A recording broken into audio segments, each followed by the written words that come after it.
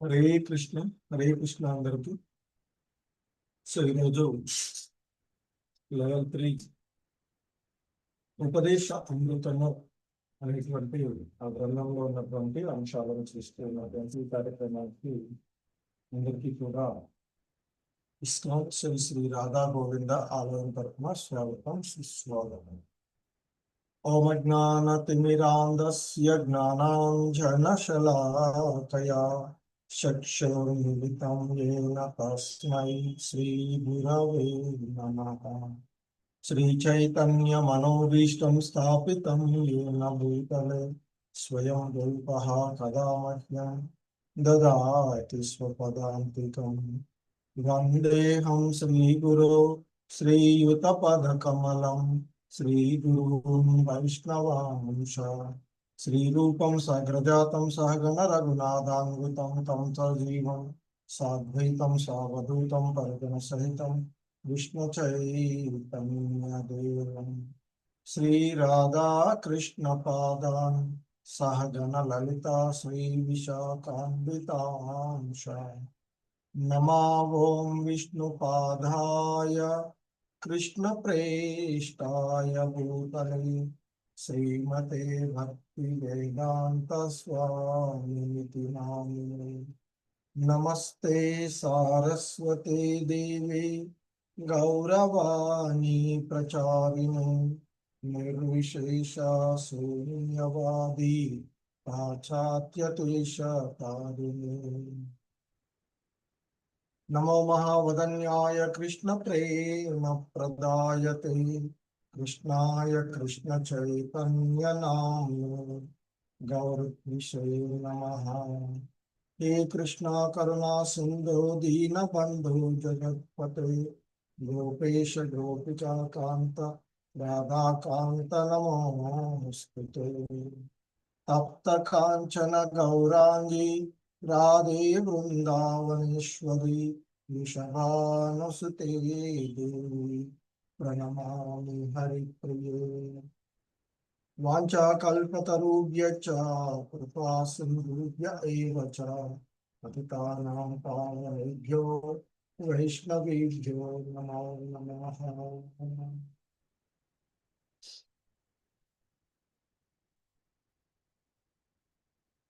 जय श्री कृष्ण चैतन्य प्रभु नित्यानंद श्री अद्वैत गदाधर श्रीवासादि गौर भक्तवृंद. हरे कृष्ण कृष्ण कृष्ण हरे हरे, हरे राम राम राम हरे हरे. हरे कृष्ण. సో పూర్వపు క్లాసులలో భక్తి అంగాల యొక్క మరి ప్రామాణిక ఆధారాలు మరియు హరింపదగిన అపరాధాలు అనేటువంటి అంశాలను చూసినటువంటిది. సో ఈ క్రమంలోనే మనకి భక్తి రసామృతంలో మొదటి విభాగంలోని 9వ అంశంగా భక్తి అంగములు మరికొంత వివరణము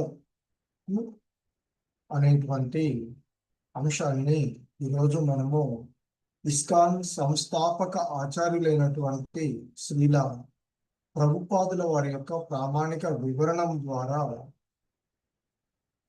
ఈ అంశాన్ని ఈరోజు మనము చూసేటువంటిది. భక్తి అంగములు మరికొంత వివరణము. సో పూర్వపు అధ్యాయంలో భక్తి అంగాల యొక్క అంశాన్ని 64 అంశాలు, అందులో కొన్ని అంశాలను అంటే ప్రధానమైనటువంటి అంశాల యొక్క వివరణను మనము చూసినటువంటిది. సో ఆ క్రమంలోనే పూర్వపు క్లాస్లో చూసినటువంటి కొన్ని అంశాలు చూసినట్లయితే ముఖ్యమైనటువంటి 64 అంగాలలో కొన్నిటిని ప్రామాణికమైనటువంటి ఆధారాలంటూ ప్రామాణికుడైనటువంటి ఆధ్యాత్మిక ఆచార్యుని ఆశ్రయించడము, ఆచార్యుని వద్ద దీక్ష స్వీకరించడము, అలాగే విశ్వాసంతో ఆధ్యాత్మిక ఆచార్యుని సేవించుట, పూర్వ ఆచార్యుల అడుగుజాడల్లో నడుచుకొనుట, అలాగే సనాతన ధర్మమును తెలుసుకోవాలనే జిజ్ఞాసలు ఉండడము, శ్రీకృష్ణుని ప్రీతికై ఐహిక భోగములను పరిత్యజించుట, పవిత్రమైనటువంటి ధామాలలో తీర్థ ప్రదేశాల్లో నివాసం ఉంచాలి అనే కోరికను, అలాగే అవసరమైన దానిని మాత్రమే స్వీకరించాలి, ఇంకా ఏకాదశి ఉపవ్రతాలు, ఉపవాసము, వ్రతము, అలాగే వటవృక్షాదుల పూజ, భక్తులు కాని వారి యొక్క సాంగత్వాన్ని వదిలివేయడము, అలాగే మరి ఆధ్యాత్మిక ఆచార్యులు అనర్హులుగా అనే వారిని శిష్యులుగా గ్రహించకుండా ఉండడము, అలాగే అధిక దేవాలయాన్ని నిర్మించడం కానీ నానా గ్రంథ పట్ల ఆసక్తిని కానీ లేకుండా ఉండడము అనేటువంటి, అలాగే ఇక సాధారణ అంటే వర్తనలు, రుజత్వం, నిష్కపటమైనటువంటి జీవనము, లాభ నష్టాలలో సమదృష్టిని కలిగి ఉండడము, దేవతలు జీవహింస లేనటువంటి విధంగాను, దేవతలను గౌరవంగా వారికి ఇవ్వవలసినటువంటి స్థానాన్ని వారికి ఇవ్వడము అనేటువంటి అంశాలను చూసాము. అదే క్రమంలో కొన్ని అపరాధాలు, మరి భగవంతునికి సంబంధించినటువంటి చేయకూడనటువంటి అపరాధాలు, అలాగే దశవిధ నామాపరాధాలు వంటి కొన్ని అంశాలను పూర్వపు క్లాసులో మనం చూసాం. ఇక ఈరోజు ఈ క్లాసులో ముఖ్యంగా మరికొంత వివరణము, ఆ భక్తి అంగాలుగా ఉన్నటువంటి 64 భక్తి అంగాలు అని చెప్పుకోబడినటువంటి వాటిలో సో మరి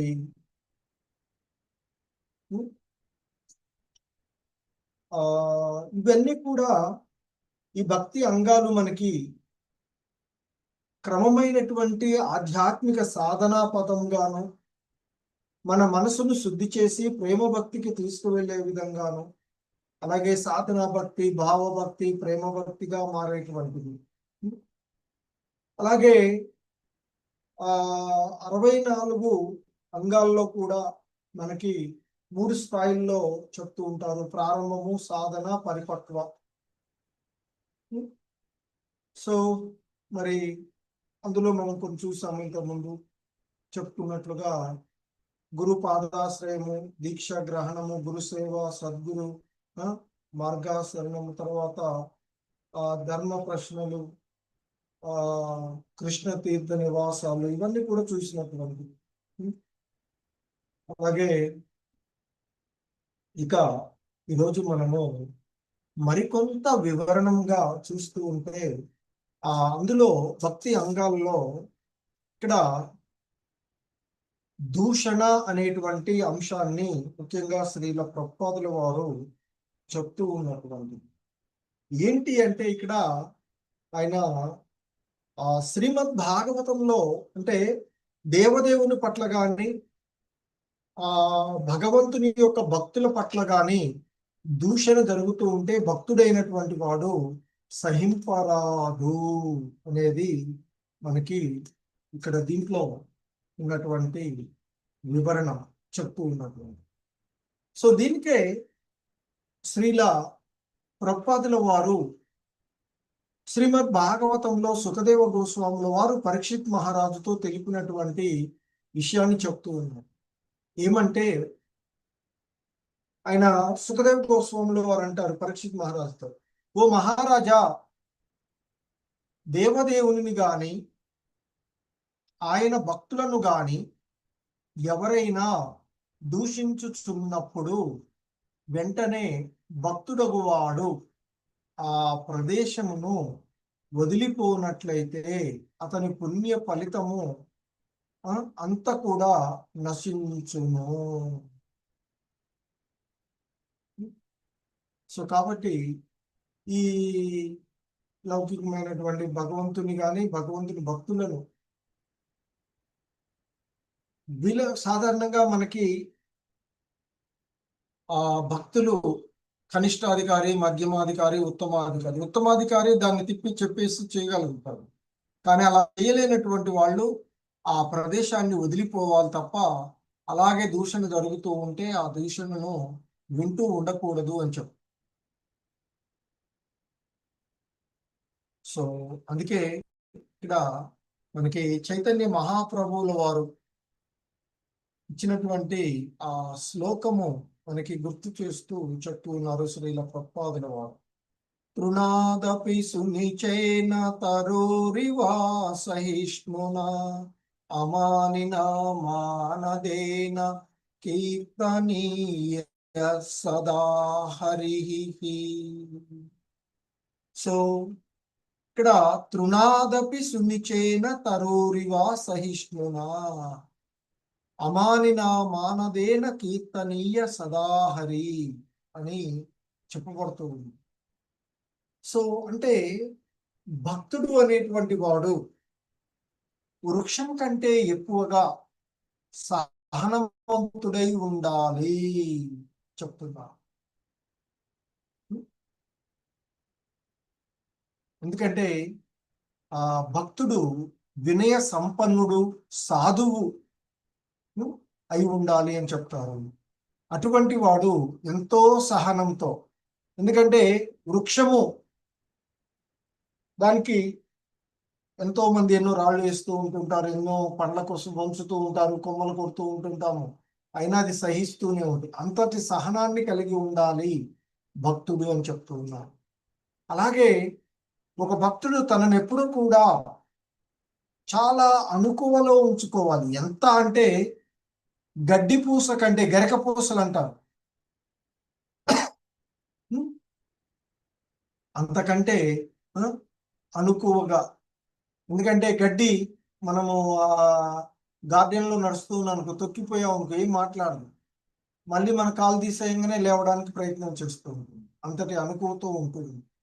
అలా అని చెప్పేసి అలాగే పడుకొని ఉండదు గడ్డి పూస, గరిక. సో అలాగే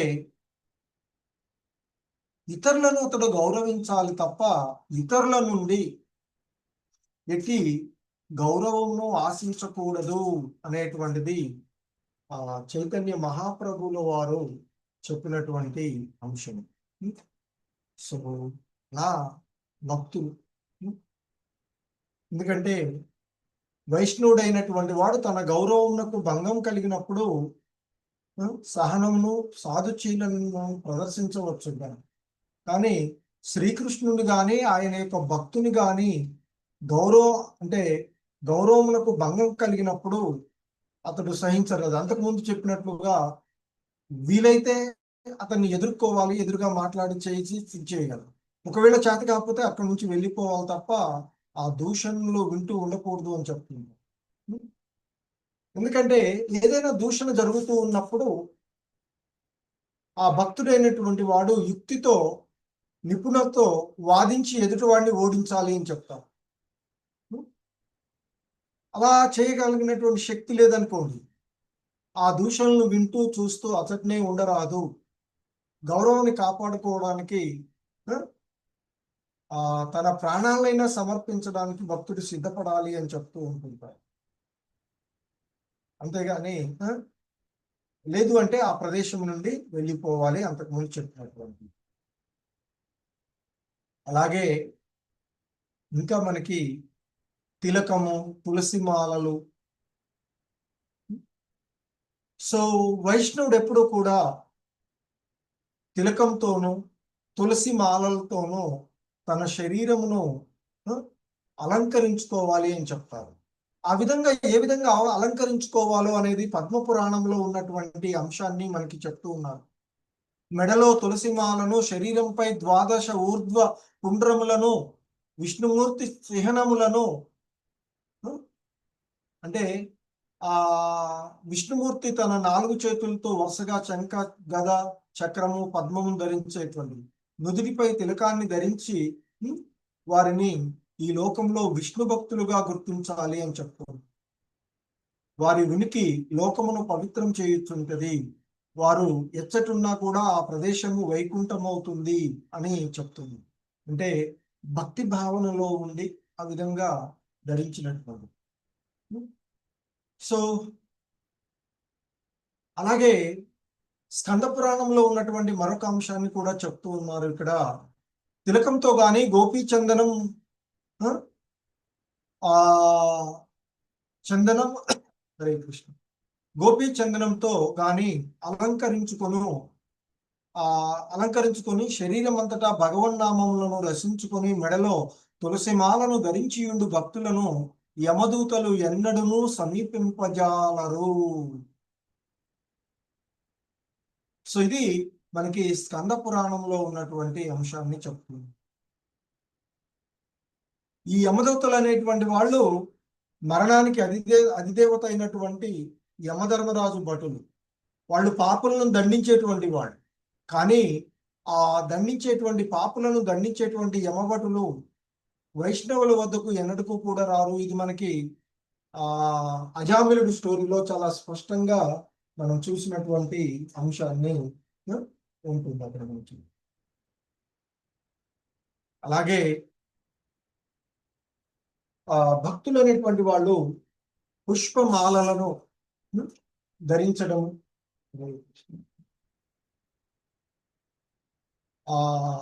పూమాలలను భక్తుడు ఆ దేవదేవునికి అర్పించినటువంటి పూమాలలు ఏవైనా ఉన్నట్లయితే వాటిని తన దేహంపై ధరించాలి అని చెప్తారు. ఇదే విషయాన్ని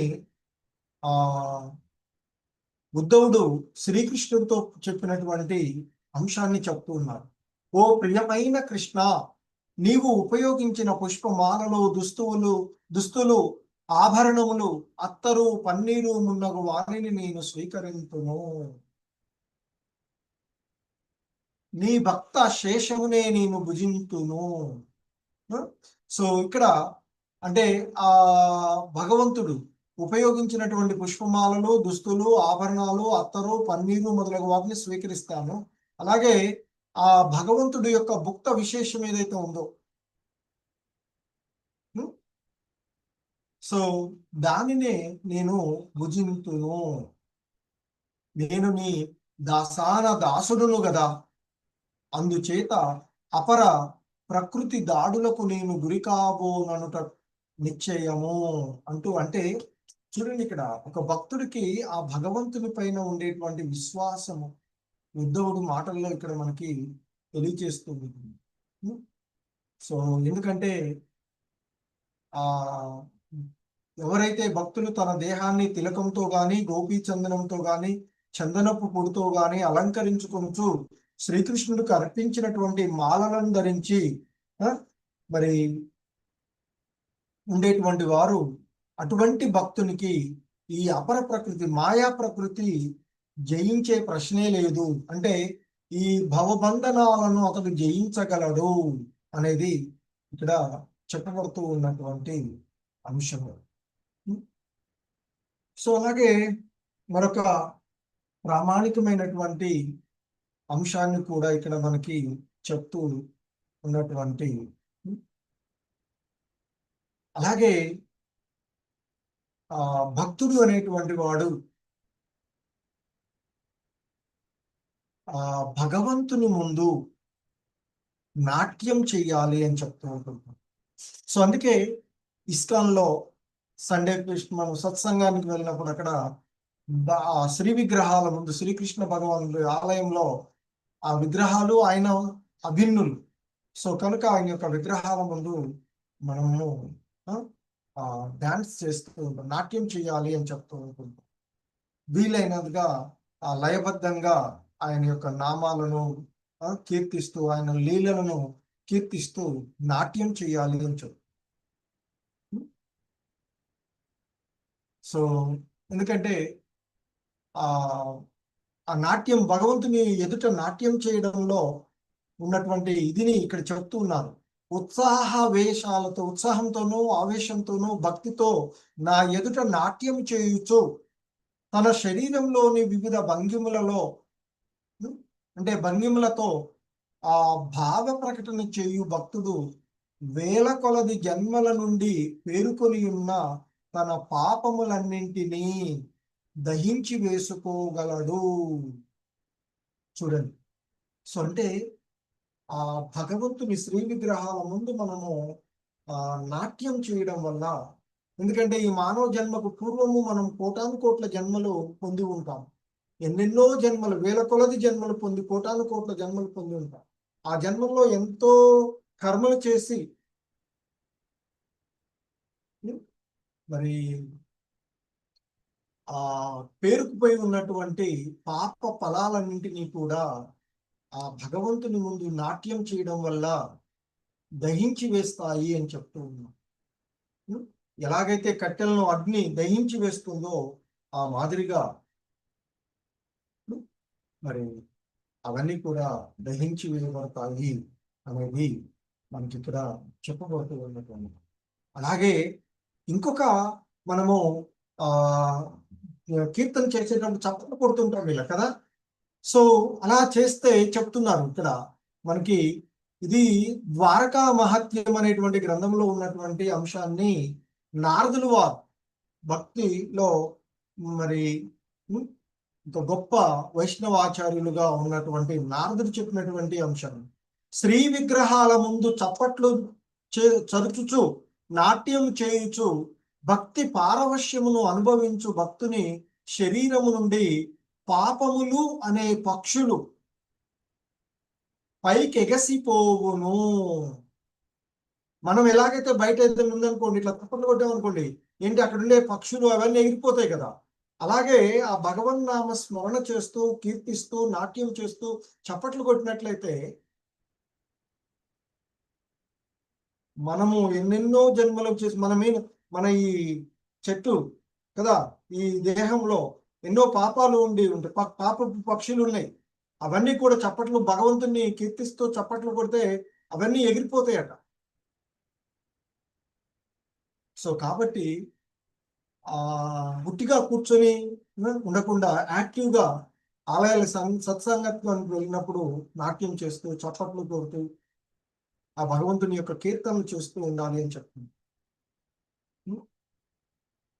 అలాగే ఆలయంలోనికి వెళ్ళగానే భక్తితో ఆ ఆలయంలో ఉండేటువంటి శ్రీ విగ్రహాలకు సాష్టాంగ పడాలి అని చెప్తూ ఉంటారు. సో అలా సాష్టాంగ పడడం వల్ల కలిగేటువంటి ఫలితాన్ని మనకి నారదీయ పురాణంలో ఉన్నటువంటి ఒక శ్లోకం ద్వారా చెప్తూ ఉన్నారు. ఏకోపి కృష్ణాయ కృత ప్రణామో దశాశ్వమేధవృదైర్న తుల్యః దశాశ్వమేధి పునరేతి జన్మ కృష్ణ ప్రణామి న పునర్భావాయ.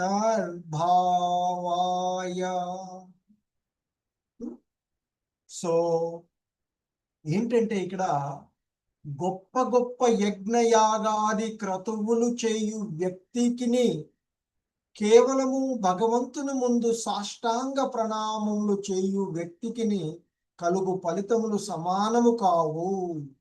అంటే ఇక్కడ సో దేవదేవుడైనటువంటి శ్రీకృష్ణుడి ముందు సాష్టాంగ ప్రణామములు చేసినటువంటి వ్యక్తికి వచ్చేటువంటి ఫలం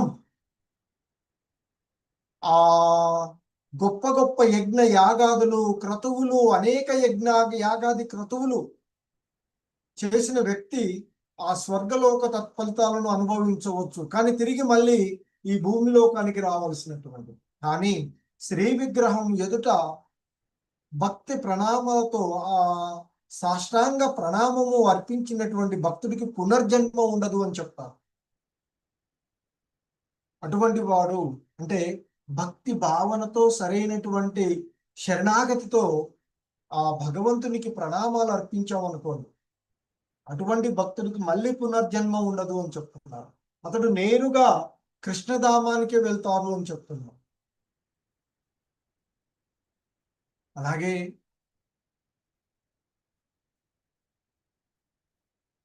ఆ భగవంతుని యొక్క రథయాత్ర లేదా ఊరేగింపులు జరుగుతూ ఉన్నప్పుడు లేచి నిలబడి భగవంతుని ఆహ్వానించు భక్తుని దేహం నుండి సర్వపాప ఫలితములు తొలగిపోవును అందుకే మనకి జగన్నాథ రథయాత్ర అప్పుడు రథయాత్ర చూస్తే ఈ పాపాలన్నీ పటాపంచలై ముక్తి పొందుతారు అని చెప్తూ ఉంటుంటారు.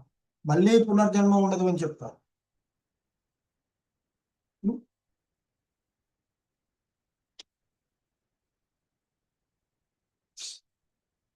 అలాగే ఆ రథయాత్ర కానీ ఊరేగింపులు కానీ జరుగుతూ ఉన్నటువంటి సమయాల్లో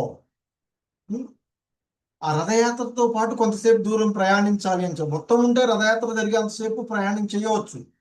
అలా చేతకాని వాళ్ళు కొంతసేపు అయినా ఆ రథయాత్ర రథానికి ముందు కానీ వెనుక కానీ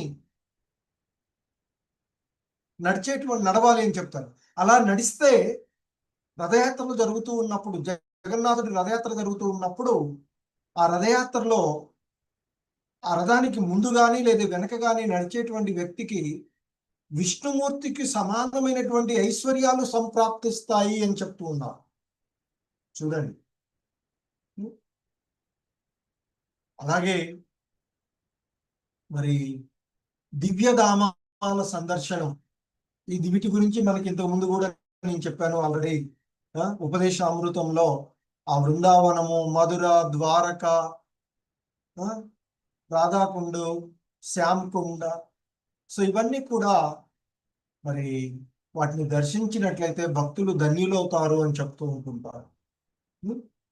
సో మనం ఎందుకు యాత్రలు చేయాలి? ఇస్కాన్ వాళ్ళు యాత్రలు పెడతారు, డబ్బులు వసూలు చేసుకుంటారు అనే కొంచెం భావనలు ఉంటాయి, కొంతమంది మాట్లాడుతూ ఉంటుంటారు. కానీ ఆ యాత్రలు చేయడం వల్ల ఈ సంసారము అనేటువంటి ఎడారి భూమిని మనము ఆ ఎడారి నుండి బయటపడగలము, మంచి సారవంతమైనటువంటి క్షేత్రంగా మార్చుకోగలము అని చెప్తున్నాం. ఎందుకంటే అంతకు ముందే చెప్పినట్లుగా బృందావనము, మధుర, ద్వారక మంచి అక్కడ ఉండేటువంటి ఆ వివిధ ఆలయాలను సందర్శించుకున్నట్లయితే ఆ కృష్ణ చైతన్యం చేత ప్రేరితులై మరి మళ్ళీ ఈ తల్లి గర్భంలో రావాల్సినటువంటి నరకవాసము అనుభవించవలసినటువంటి బాధ నుండి విముక్తులవుతారు అని చెప్తారు. అలాగే మనకి ఇంకా కొన్ని అంగాల్లో మనకి చెప్తూ ఉన్నటువంటి మరింత విష్ణు ఆలయాల ప్రదక్షిణం, ముఖ్యంగా విష్ణు ఆలయాల దగ్గరికి వెళ్తే ఆలయం చుట్టూ ప్రదక్షిణ చేయాలి అని చెప్తూ ఉంటుంటారు. అలా విష్ణు ఆలయాల ప్రదక్షిణ చేసేటువంటి వ్యక్తికి జనన మరణ చక్రంలో పడి తిరిగి భౌతిక ప్రపంచం చుట్టూ ప్రదక్షిణ చేసేటువంటి ఆవశ్యకత ఉండదు ఆ విష్ణు ఆలయ ప్రదక్షిణ చేసినటువంటి వాక్యం చెప్పు.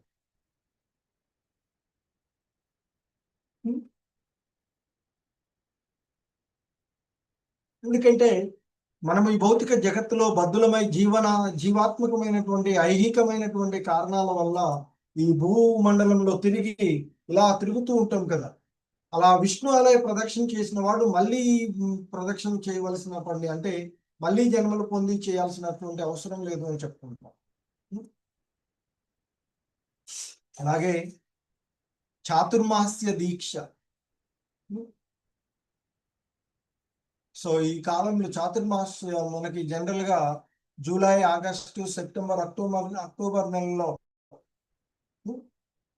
ఆ 4 మాసాలు చాతుర్మాస్య దీక్షలు వహించాలి అని చెప్తుంటారు. ఈ కాలంలో మామూలుగా కృష్ణ చైతన్య ప్రచారం చేయడం ఒక చోటు నుండి మరొక చోటుకి సంచారం చేయుచుండే ఆ సాధువులు ఎక్కడకు కదలకుండా ఒకే చోట ఉంటారు. దీనికి మనకి ఆ నారద మహర్షి స్టోరీలో మనం చూడవచ్చు ఎంతటి అద్భుతమైనటువంటి పరిస్థితి నారదుడికి లభించిందో చెప్పుకోవచ్చు. సో అలా మరి చాతుర్మాస్య దీక్షలో కూడా కొన్ని ప్రత్యేకమైనటువంటి నిబంధనలు, ఒక్కొక్క నెల ఒక్కొక్క నియమాన్ని పాటిస్తూ ఉంటాయి, చేస్తూ ఉంటాయి. అలాగే అర్చనం. సో అర్చనం అంటే తెలుసు కదా, ఆలయంలో ఉన్నటువంటి శ్రీ విగ్రహాలను పూజించేటువంటి విధానమే అర్చనం.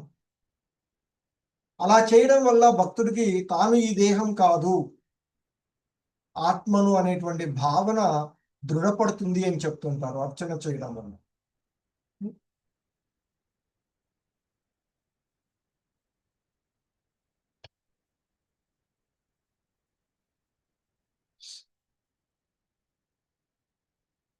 అలాగే సో ఇంకా ఈ అర్చనా విధానానికి సో మనకి సుధాముడిని తీసుకుంటారు. అలాగే మరి ఇక్కడ ఆ శ్రీకృష్ణుని అర్చించడం వలన సమస్త స్వర్గ సౌఖ్యములను, ముక్తిని, గ్రహాధిపత్యమును, సకల ఐహిక భోగాలను, యోగ మార్గములందరి సిద్ధులను పొందవచ్చు అని చెప్తూ ఉంటుంటారు.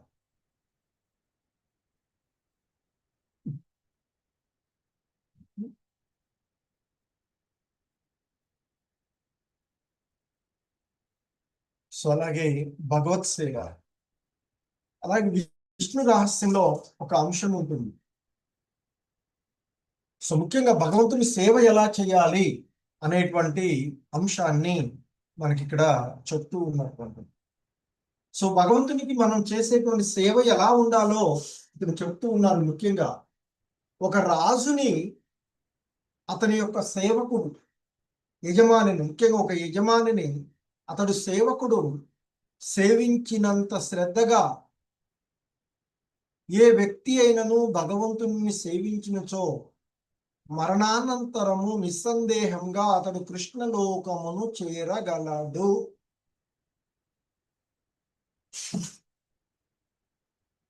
సో ఎందుకంటే మరి యజమాని ఎవరు? మనకి అన్నిటికీ, వీటన్నిటికీ కూడా ప్రదాత మరి ఆ దేవదేవుడు అయినటువంటి శ్రీకృష్ణుడు.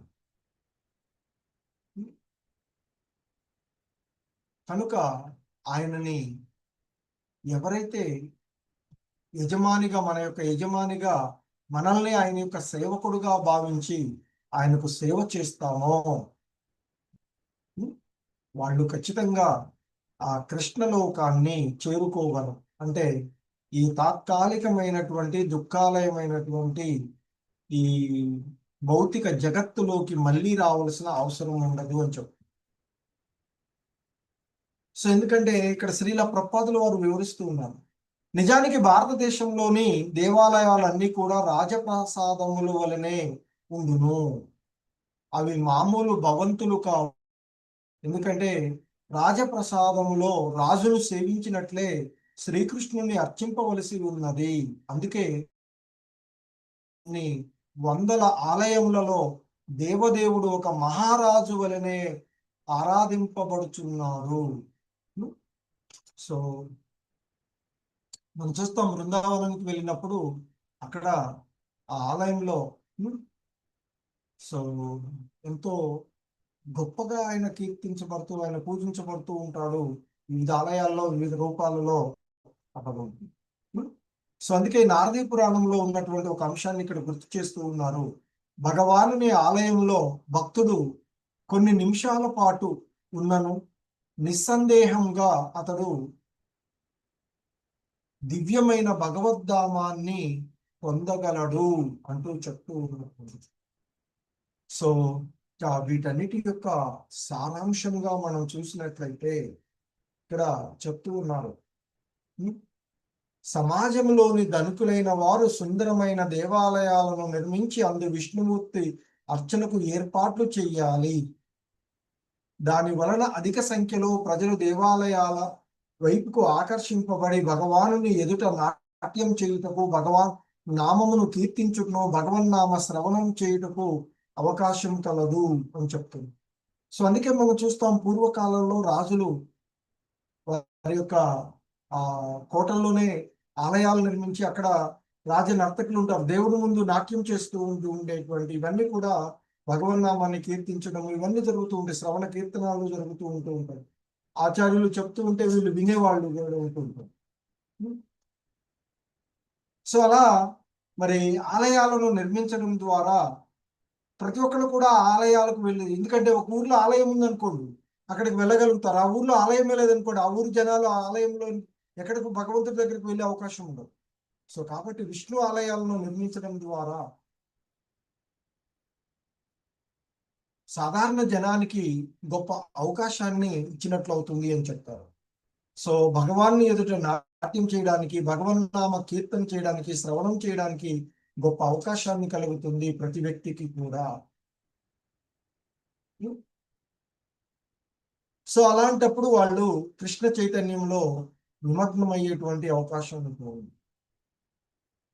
సో అందుకే ఇక్కడ శ్రీమద్ భాగవతంలో పృథు మహారాజు తన ప్రజలను ఉద్దేశించి చెప్పినటువంటి అంశాన్ని ఇక్కడ శ్రీల ప్రభుపాదులు వారు గుర్తు చేస్తున్నారు. ప్రియమైన ప్రజలారా, దేవదేవుడైన హరియే పతితులైన బద్ధులైన జీవాత్మలనందరినీ ఉద్ధరించగలడు. అన్య దేవతలెవరు జీవాత్మలను ఉద్ధరింపలేరు. ఆ దేవతలే బద్ధాత్మలు కదా. ఒక బద్ధాత్మ మరి ఒక బద్ధాత్మకు ఎట్లు విముక్తి ప్రసాదింపగలడు. మనం చూస్తాం కదా, అప్పుడప్పుడు చేతులు కట్టి ఉన్నాయి అనుకోండి మనకి, అంటే బద్దులమై ఉన్నటువంటి వాళ్ళు.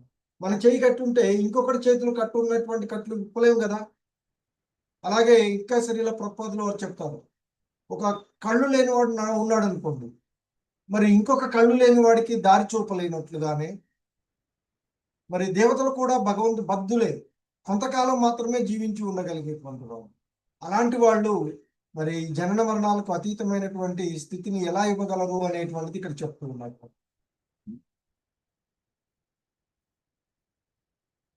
సో ఎందుకంటే శ్రీకృష్ణుడును ఆయన ప్రామాణిక ప్రతినిధులను మాత్రమే మోక్షము నీయగల సమర్థులు. ఎందుకంటే ఇక్కడ చెప్తున్నారు, విష్ణువు కాలి బొటని వ్రేలు నుండి ప్రవహించి ఆ గంగా నది ఈ భూలోకము పైనను ఇతర లోకముల పైన ప్రవహించి పాపులైన బద్ధజీవులనందరినీ తరింపజేస్తూ ఉన్నది. అంటే ఆ భగవంతుడు ఆయన యొక్క ప్రామాణిక ప్రతినిధులు, గంగా నది ఇప్పుడు ఆయన యొక్క ప్రామాణిక ప్రతినిధి. సో కనుక ఉద్ధరించగలుగుతూ ఉన్నారు. మరి అలా గంగానే అలా చేస్తూ ఉన్నప్పుడు మరి నిరంతరము ఆ దేవదేవుని యొక్క సేవలో నిమగ్నులైనటువంటి వారు కూడా మరి ఈ విధంగా అంటే ఆ వాళ్ళు ఉద్ధరించబడతారు అనేటువంటి దాంట్లో ఎటువంటి సందేహపడవలసిన అవసరం లేదు అంటూ చెప్తూ ఉన్నారు. అలాగే గానము, లింగ పురాణంలో చెప్పబడినటువంటి ఒక అంశాన్ని ఇక్కడ గుర్తు చేస్తూ ఉన్నారు. దేవదేవుని వైభవములను నిరంతరము గానము చేయు బ్రాహ్మణుడు దేవదేవుడు నివసించు లోకమును చేరగలడు. శ్రీకృష్ణ భగవానునికి శివుని ప్రార్థనల కంటే కూడా ఈ గానము మిక్కిలి ప్రీతి చేకూర్చును అంటూ చెప్పబడినది. అలాగే సంకీర్తనం, ఎవరైనా ఆ దేవదేవుడైనటువంటి శ్రీకృష్ణుని యొక్క వైభవములను, లీలలను, గుణాలను, రూపము మొదలైనటువంటి వాటిని బిగ్గరగా కీర్తించు విధానాన్ని సంకీర్తనము అని అంటారు. అలాగే భగవన్నామమును సామూహికంగా కీర్తించుట కూడా సంకీర్తనమే అనబడుతుంది. సో అలా చేసినటువంటి వాళ్ళు ఆ సంకీర్తనం యొక్క మహత్యాన్ని ఇక్కడ చెప్తూ ఉన్నారు.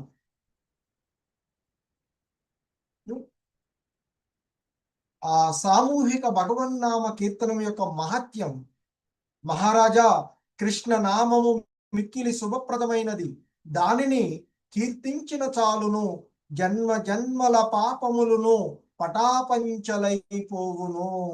ఇది వాస్తవము.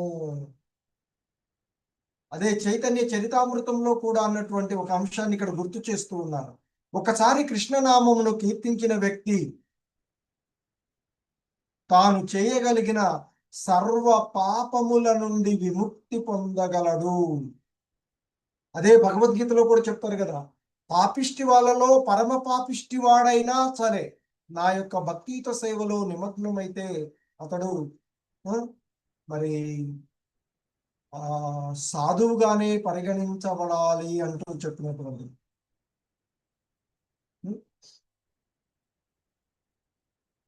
అలాగే శ్రీమద్ భాగవతంలో ఆ ప్రహ్లాద్ మహారాజు ఆ భగవంతుణ్ణి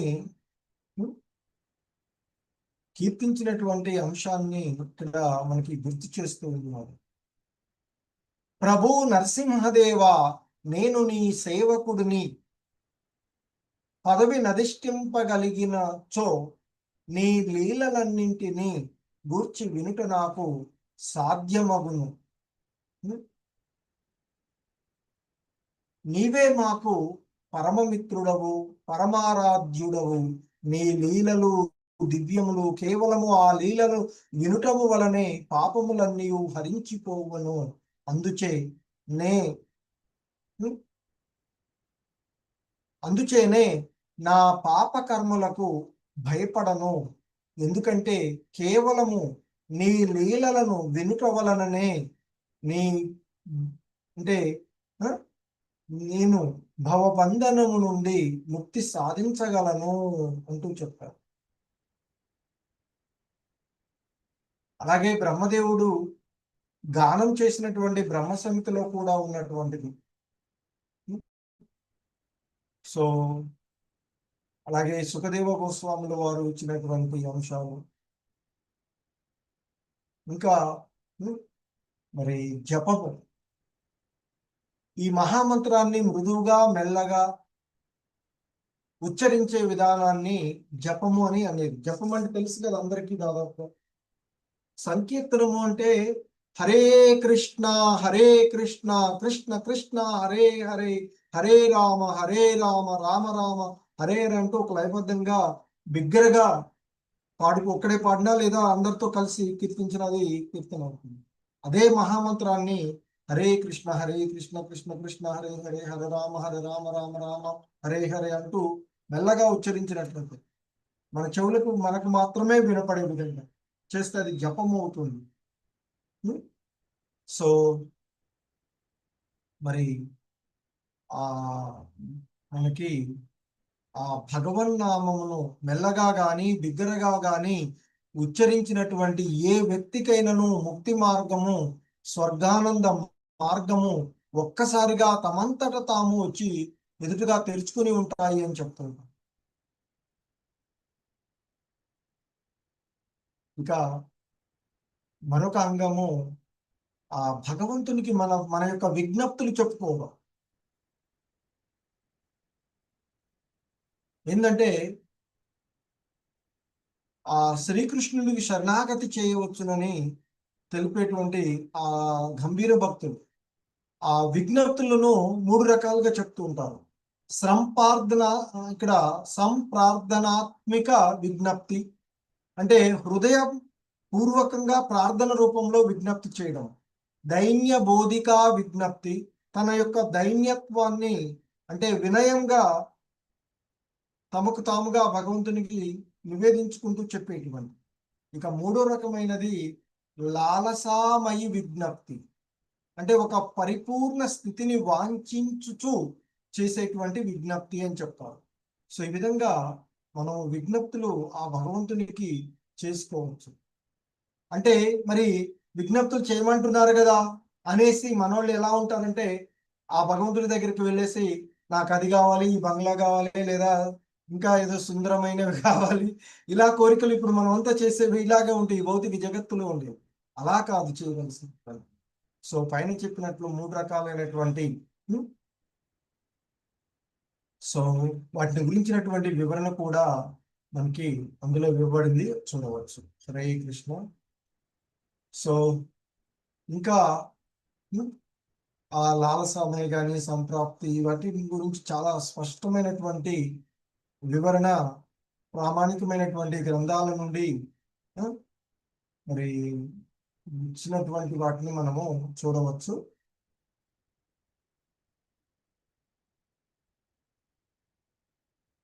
ఇంకా మరికొన్ని అంశాలు చూస్తే సుప్రసిద్ధ స్తోత్రములను పఠించుట. ఆచార్యులు అభిప్రాయంలో భగవద్గీత ప్రామాణికమైనటువంటి పలు స్తోత్రములు గలవు. ముఖ్యంగా 11వ అధ్యాయంలో విశ్వరూప సందర్భంలో అర్జున్ చేసినటువంటి స్తోత్రం, అలాంటివి వాటిని మనం కంఠస్థం చెయ్యాలి అని చెప్తూ ఉంటుంటారు. అలాగే ఇంకా కొన్ని పురాణాల్లో ఉన్నటువంటి శ్లోకాలు సో వాటిని కంఠస్థం చేసి ఆ అలా చేసినట్లయితే ఆ భక్తులు ఆ మహామునులు యోగులుగా కూడా గౌరవించబడి ఆ, దేవతలు కూడా ఆరాధ్యులు అవుతారు ఆ యోగులు అని చెప్తుంటారు అలా చేసేటువంటి వారు. అలాగే ప్రసాదాన్ని స్వీకరించడం, భగవత్ ప్రసాదమును గౌరవంతో ప్రతిదినము స్వీకరించి చరణామృతం ఆ భగవంతుని శ్రీపాద తీర్థములు సో వాటిని నిత్యము సేవించినటువంటి వ్యక్తికి 10,000 యజ్ఞ యాగాది క్రతువులు చేసిన పుణ్యఫలం లభిస్తుంది అని చెప్తారు. అలాగే చరణామృతంను స్వీకరించడము, ఆ భగవంతునికి అభిషేకాలు జరిగినటువంటి, అలాగే ధూపము పుష్పములను ఆగ్రానించుట, ఆలయంలో భగవంతునికి అర్పించినటువంటి ధూపమును గూర్చి సో ఇక్కడ దీని గురించి ఏం చెప్తారంటే హరిభక్తి శుభోదయంలో చెప్పినటువంటి ఒక అంశాన్ని చెప్తున్నారు. పాము కరిచినటువంటి వ్యక్తి ఎలాగైతే స్పృహ తప్పి పడిపోతే అతనికి వేరు వాసన చూంచితే లేస్తా మెలుపు ఉంటాడు, అలాగే భగవంతునికి సమర్పించినటువంటి ఆ ధూపము పుష్పాల యొక్క వాసనను ఆగ్రానించడం వల్ల భక్తులు ఈ భవబంధనముల వలన కలిగేటువంటి విష ఫలితాలన్నీ కూడా నశించిపోతాయి. పాము కరిచిన విషయానికి వేరు ఎలాగైతే తొలగించేస్తుందో ఆ భగవంతునికి సమర్పించినటువంటి ఆ పుష్పాల యొక్క వాసన, ఆ ధూపం యొక్క వాసనవి మన యొక్క పాపాలన్నింటినీ కూడా తొలగించి వేస్తాయి అని చెప్తూ ఉన్నాను. సో ఆ భగవంతునికి సమర్పించినటువంటి పూమాలల నుండి వచ్చేటువంటి వాసన మన ముక్కు పుటలను సోకగానే పాపకృత్యములతో ఆ సంబంధం అంతా కూడా తెగిపోతుంది అని చెప్తూ ఉంటున్నాం. అలాగే శ్రీ విగ్రహాలను ఆ భగవంతుని పాదపద్మాలను స్పృశించడం, సో అలాగే ఆలయ శ్రీ విగ్రహాలను దర్శించుకోవడము, ఆరతి ఇతర ఉత్సవాల్లో నిమగ్నం అవ్వడము, పొద్దునే లేచి మంగళహారతి ఉత్సవాల్లో ఇక మిగిలినటువంటి ఉత్సవాల్లో కూడా పాల్గొనడం, ఇవన్నీ కూడా మనకి ఆ భక్తి అంగాలకు మరికొంత వివరణంగా ఈ అధ్యాయంలో మనము చూస్తూ ఉన్నాము. హరే కృష్ణ. జగద్గురు శ్రీల ప్రపాదుకి ఇచ్చారు. సో ఇది భక్తులు పాటించవలసినటువంటి, భక్తులు తెలుసుకోవలసినటువంటి కొన్ని అంశాలు రూపగోస్వాములు వారు రచించినటువంటి భక్తి రసామృత సింధువులోని వాటిని మనకి ఇస్కాన్ సంస్థాపక ఆచార్యులు శ్రీల ప్రభుపాదుల వారు భక్తి రసామృతం ద్వారా మనకు అందించినటువంటి అంశాలు. హరే కృష్ణ.